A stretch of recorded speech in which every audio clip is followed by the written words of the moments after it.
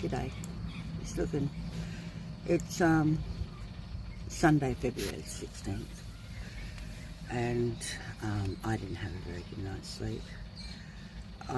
Last night I got a call from Matt Carter about my mother being in hospital, and that's not why I didn't get a good night's sleep. It's just so hot, and I've got all the van open so I can. It's a lovely breeze this morning.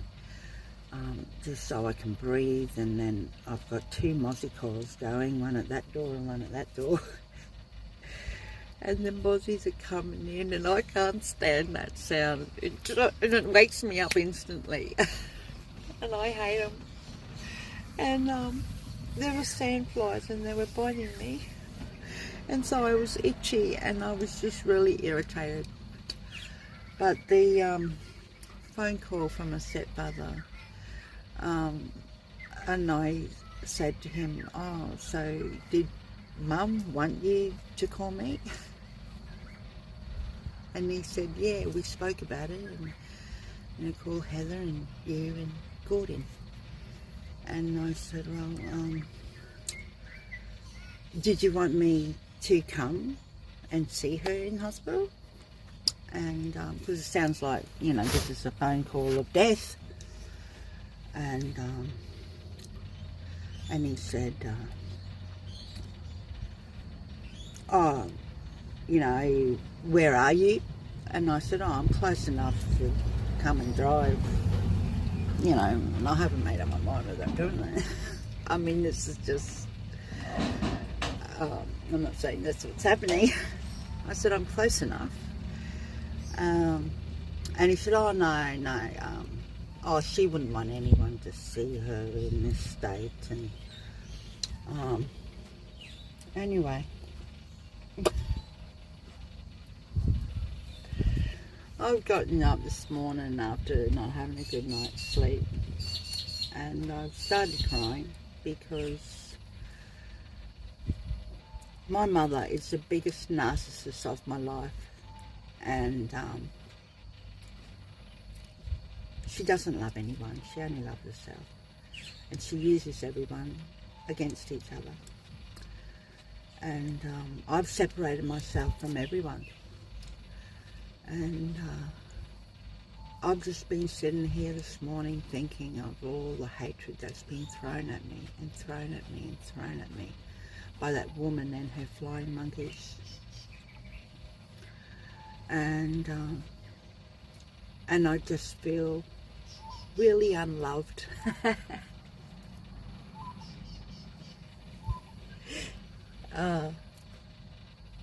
Like in this world,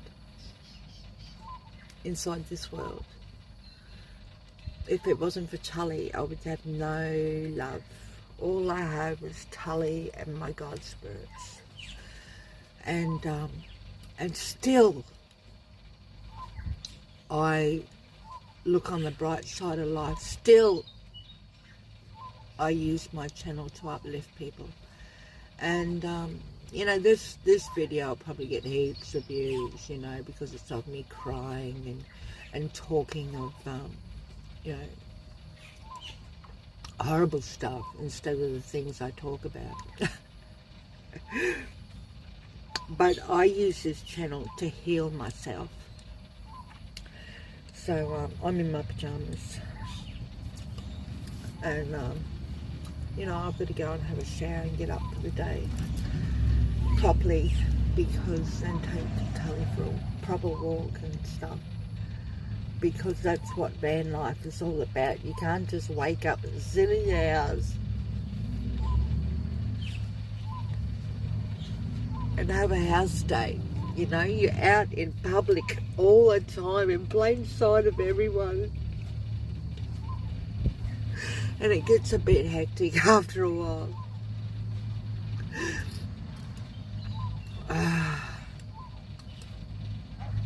There's always people looking in my van, and I just don't feel like I have any privacy, and I'm deserving of rest and peace and love and attention. So the things I was thinking about today is, not when I was first homeless, but I actually ended up getting in a share house, rented this room in the share house where I was paying the most rent, and because I had my furnitures in there, I also had to do all the housework, and then I ended up getting evicted with under no grounds. He just wanted me out. And he was a horrible person anyway. So I was homeless again, and I had Honey, my dog Honey, and we just went and lived in my car. But I had gotten all my stuff put into a storage unit, and these removalists said, oh yeah, we know that storage unit really well. It was a really big storage unit in Townsville that the person I was renting off rented spaces off them, and I had purchased, I'd hired off them, and it was 2 small units next to each other, and I told the removalist this, and they said, oh yeah, they know, and then I've gone there and they've put it in this one big storage unit, and I said, oh, it's supposed to be 2 small, and he said, well, this is this number, and so I've worked it out. I've rung her, and this is all the furniture I put in this huge, and it took all day. And so I said, well, I'm going to have to move it into these small ones, and that's what I paid you to do. I can't do this by myself. And he said, well, we can't do it now. I've got other jobs, and so we've lined up in a couple of days. And but it's going to cost me extra money. Rightio. So I'm staying in my car with Honey out near my parents' house, and I needed something.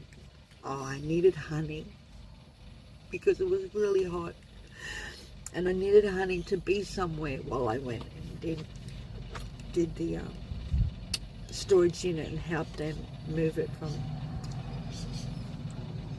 and I shouldn't have even had to have been there, but they had to be done because they couldn't do it right the first time.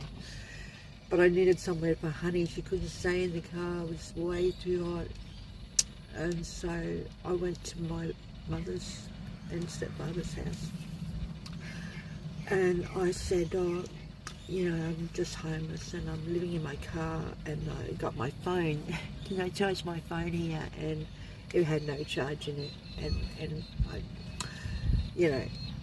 I could have charged it with my car. But I need to ring the people with the storage. We're supposed to be doing the storage today, and told them what happened. And I stayed outside, and they invited me in, and I've just left Honey in the car, and I'm just seeing Honey's in the car, and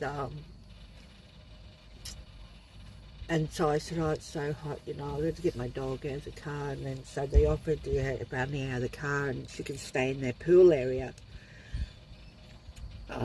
while I'm sorting out this with the storage people, and then I've sorted it out, and then I'll have to go and do it. And they said, oh, do you want Honey to stay here in the pool area? And I said, okay, thank you. And that's what I wanted.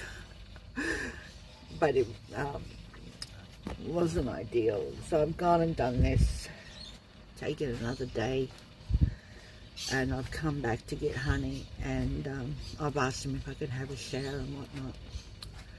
And they've offered, Mum has offered me, would you like to stay here until you find a place? Now, I knew I was being evicted, so I had a month to get out of this share house, and I was going every day to the Women's Centre in Townsville, every day like it was a job, and I was applying for places, and I had applied for every place, and people, it was just after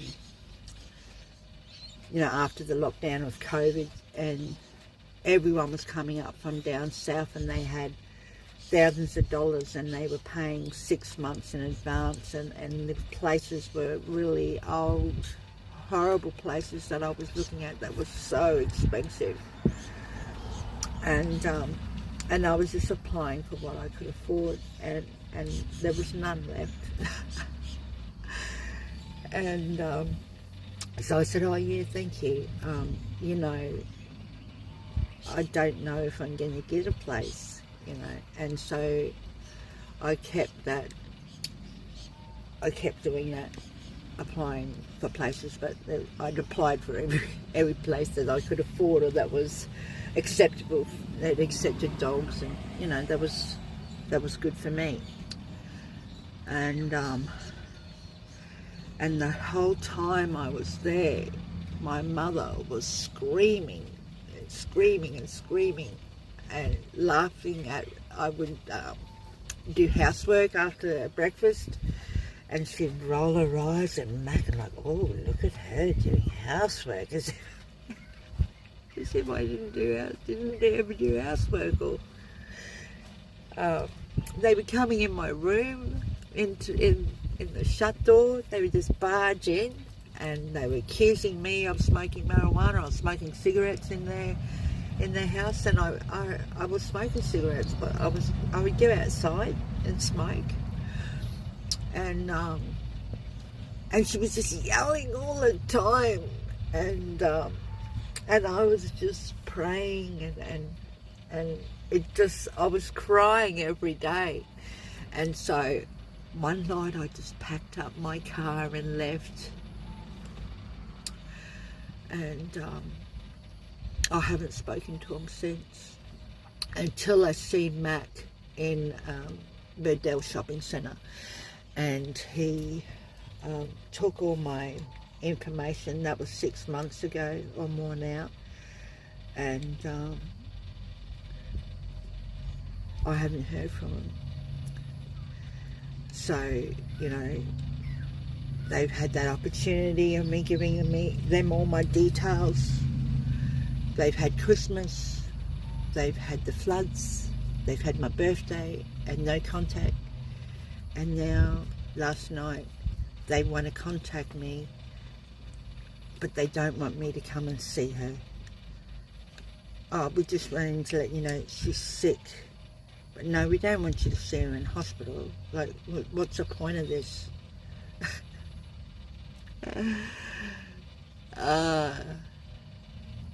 What's the point of it? And I just feel like, what's the point of it? I don't know.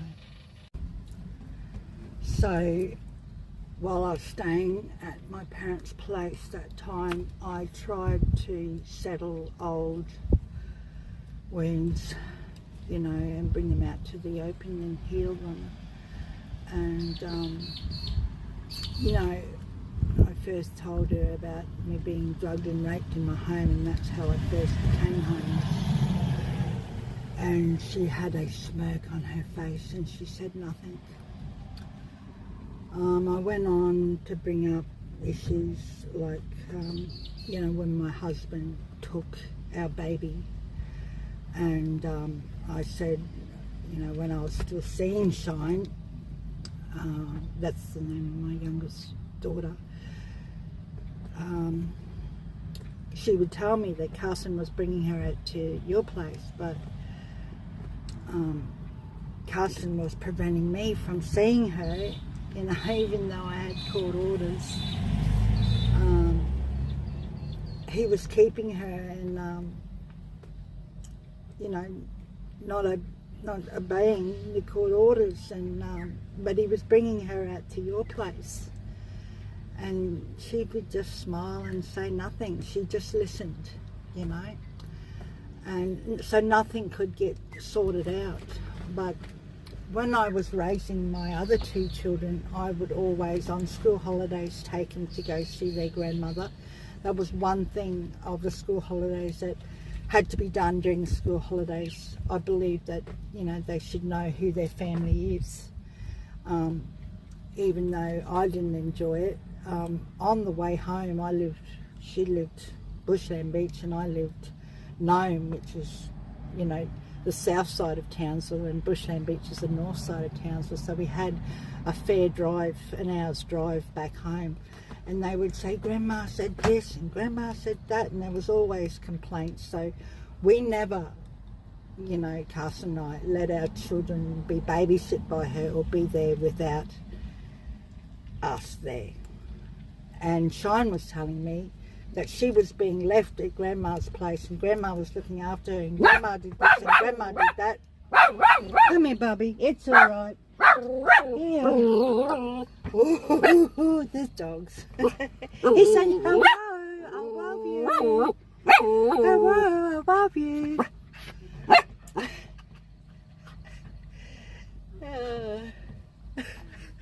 He fishes. No. I try to socialise him, and you know, when he meets a dog on the line, you know, and they stop and say hello, he plays and that. But dogs are very, you know, protective of their place. So all dogs do that. You know, when somebody comes, it doesn't matter, you know, if it's a person without a dog, he'll still bark, and I love that about him. Anyway, back to this story. Yeah, so, you know, she's an abusive person, and the children didn't like her, but yet, you know, I've heard stories that they're all at grandma's nowadays. So I don't know what's going on there. And I don't have anything to do with my children. They don't want nothing to do with me, and I was a good mum, and I was, and I love my children from afar. And I never got to raise Shine because she was taken and hid from me, and I know that it's just such a sad story that it was so important to me that my children know who their family was, but Shine's not allowed to know who her mother is, and I've healed from that. That took a long time to heal from. So that's when I first lost my mind. That's when the drugs started, and you know, and I've healed from that. I've healed from the divorce. I've healed from Shine. I've healed from the drugs. I've healed from all the hatred from all the family members, and I press on, you know, because my life's, you know, I'm valuable to this world just like everyone else, and I'm deserving of love and peace and comfort and luxury in every aspect of my life, and I am. Now there's a train. And I don't expect it from anyone. And but I still treat people lovingly, and but I never get it in return, and it hurts me. But now I've become so confident within myself that I will give people love and show people love and respect, and when they don't give it back to me, it doesn't hurt me anymore. You know, it doesn't push any buttons. It hurts me, but it doesn't push any buttons and doesn't get me to react. And it's not that I'm used to it, because I'm not. How could you ever get used to not being loved? That's what we're here to do. And it just makes me strive harder to live in love and not in fear. And to, you know, live in love and not in fear for the underdog. And it makes me strive harder for unity in the world. And that's what I dream of. And so when I think of my new world, every night before I go to sleep, I lie down and I imagine a new world and how I want it, and how the new world looks to me, and I do that every night. And it's beautiful, and it's full of people and abundance, and housing, private housing, where I have privacy, and all the homeless have privacy, and we have enough beautiful fresh food, and we have creativity, and love and union, and it's beautiful. And that's what I imagine, that every night I know what my new world is going to look like, and I have full faith in that. Amen. And it's amazing how God always shows you the truth and shows you where people's hearts are. And while I was staying at Mum's place, I came out of my room and she was having a meeting. She was getting house support, so you know, she had someone that was doing the cleaning of her house, and her house was immaculate. So there was, you know, and she's always had a nice clean house. And but she was getting help because you know, she's unable to do it herself. And so the manager of her support workers were there, and as I come out of my room I had to use the toilet, I heard the lady saying, you know, these people come into your place, but you're not to be yelling and screaming at them, you know, and that's unacceptable. And so then I thought, well, she's been like that her whole life, and it was hectic when I was there. So I, you know, and I know what she's like. She's been like that her whole life, and but degrading as well. So it's yelling with degrading, you know, words to put you down, you know, about how she's better than you, and she was doing this to her support staff. And you know, when the lady first arrived, I was out in the house, and then I went to my room so they could have this meeting. But you know, Mum doesn't drink cold water, so because she doesn't drink cold water, no one drinks cold water. And so I just filled up a bottle of water, and I kept a cold bottle of water in the fridge, and so there was cold water in the fridge. But I could just imagine the cleaner, that was the first sign that the cleaner has complained about Mum, is that, you know, there's only this water to drink, you know, it's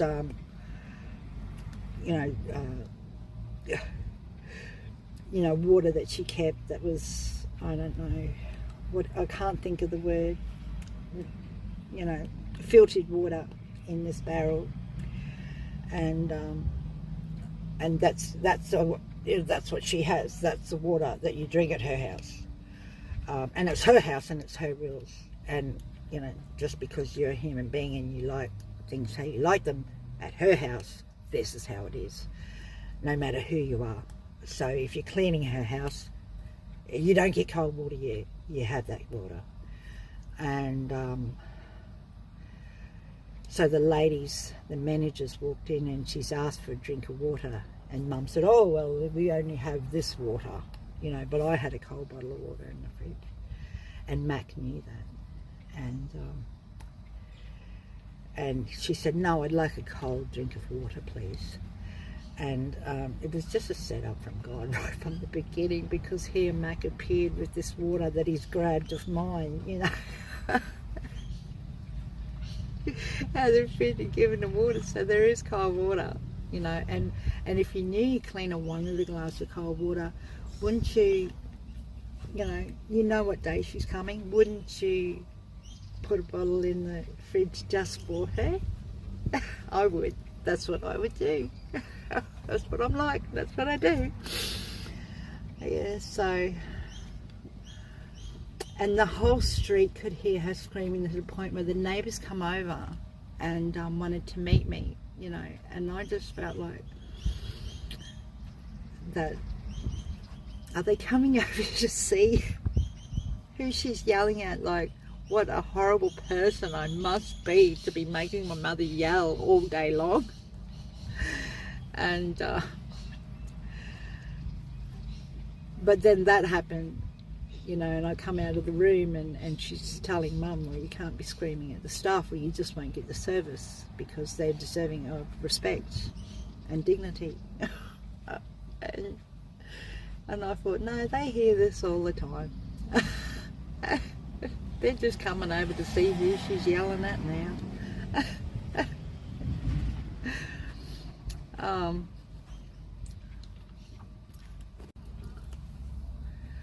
So, I mean, I don't really understand Mac's phone call.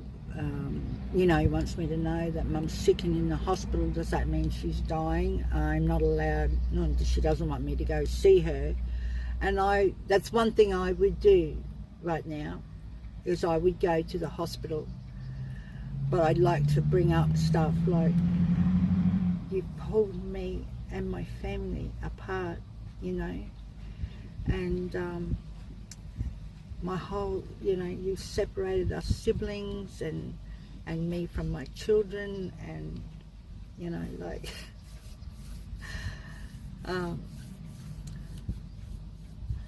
and I don't care if you're on your deathbed. I've tried to bring it up, you know, and I don't know, you know, if that's the right thing. I guess I'm just looking for closure, and maybe it's not the right thing. But anyway, they don't want me there. And, you know, she's close with my sister, but my sister was sleeping with my husband when we were together, before and after Shine was born.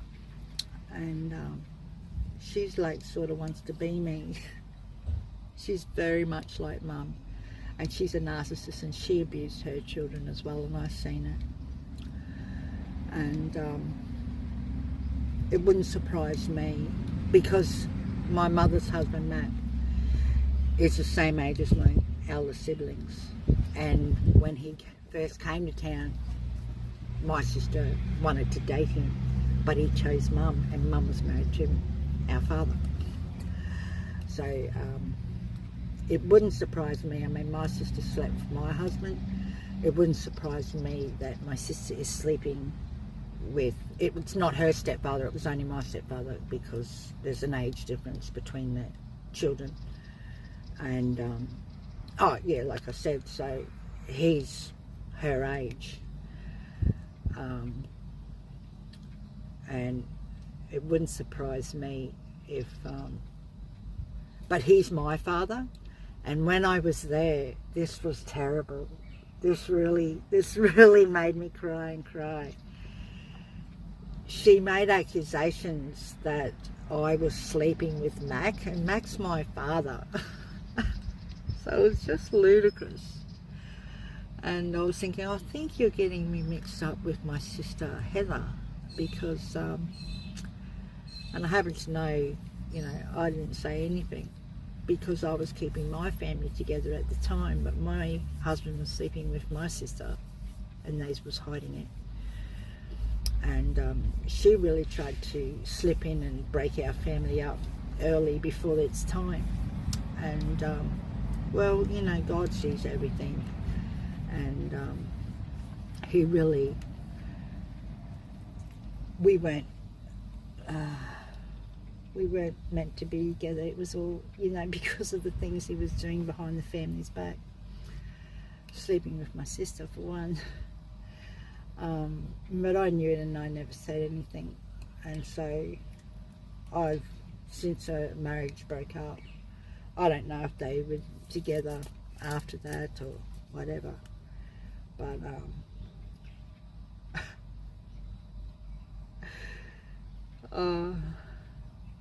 the whole family's just a mess. So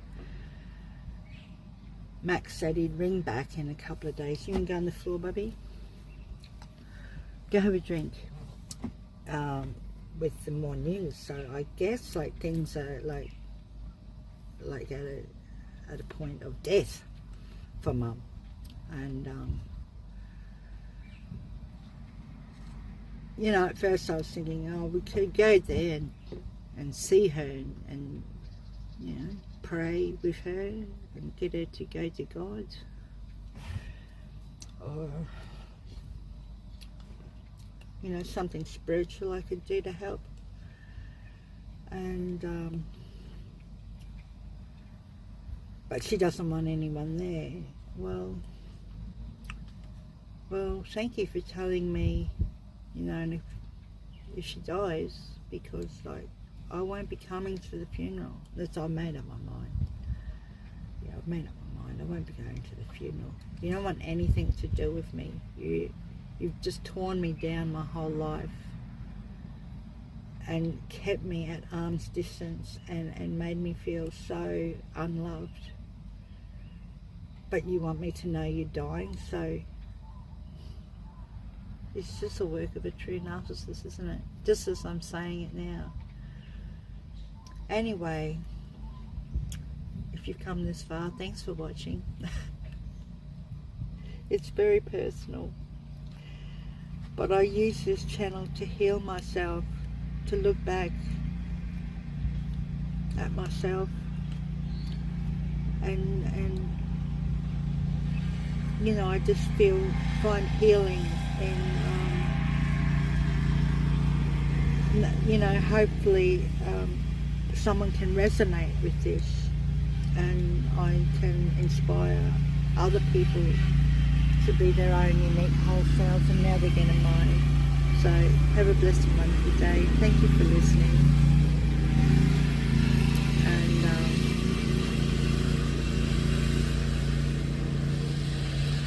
I appreciate you. So the moral of the story, please understand that any goal that you have, just know you are able to achieve everything on your own. And I believe in you, and I love you, my beloved subscribers.